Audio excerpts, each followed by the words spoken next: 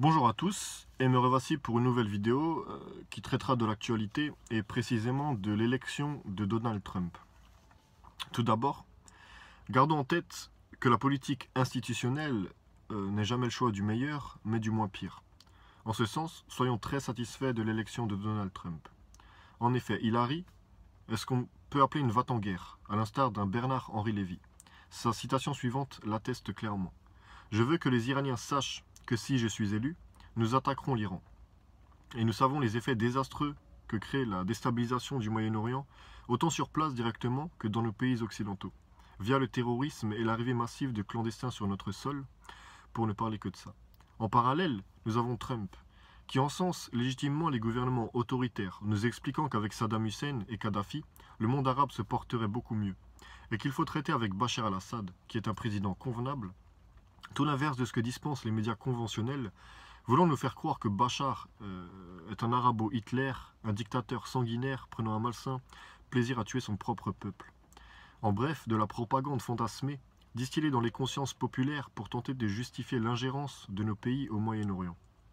Hillary est également en rapport conflictuel avec Poutine, à contrario de Donald Trump, ce qui est très important sur la scène de la politique mondiale.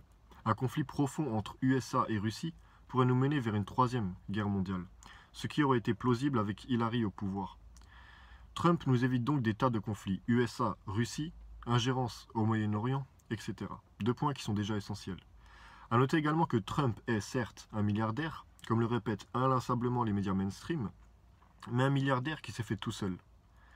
Quant à la campagne d'Hillary, elle a été financée par, entre autres merdes, George Soros, surnommé par certains l'architecte du chaos, multimilliardaire juif, financier des No Borders, des Femen, du CCIF, responsable de je ne sais combien de meurtres sur cette planète, en bref, quelqu'un de très bien, vous en conviendrez.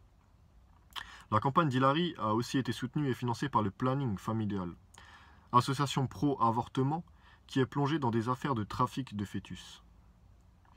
Nous pouvons aussi parler des positions encourageantes de Trump à l'égard de l'immigration-invasion, de son côté autoritaire qui ramènerait un peu d'ordre, de sa fermeté à l'égard de la délinquance, de sa résistance forcenée à l'oligarchie financière, de son hostilité à l'islam, de ses déclarations sur le réchauffement climatique, et j'en passe. Pour moi, que du positif.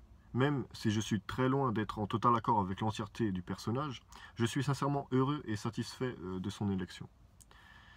L'élection de Trump m'a d'ailleurs fait penser à ce que Adrien Abosi a théorisé via le terme suivant, la nouvelle opinion publique, face à l'ancienne. La jeunesse, plus ou moins paradoxalement, souhaite un retour aux valeurs traditionnelles, veut conserver son identité, désire préserver sa culture, à l'inverse d'une génération plus vieille qui ne voit pas de mal à ce progressisme idéologique et sans fin, nous entraînons de plus en plus dans le gouffre.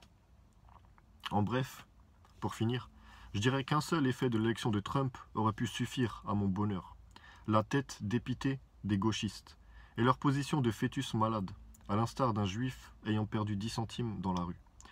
Je vous remercie pour l'attention portée et à une prochaine vidéo. Bien à vous.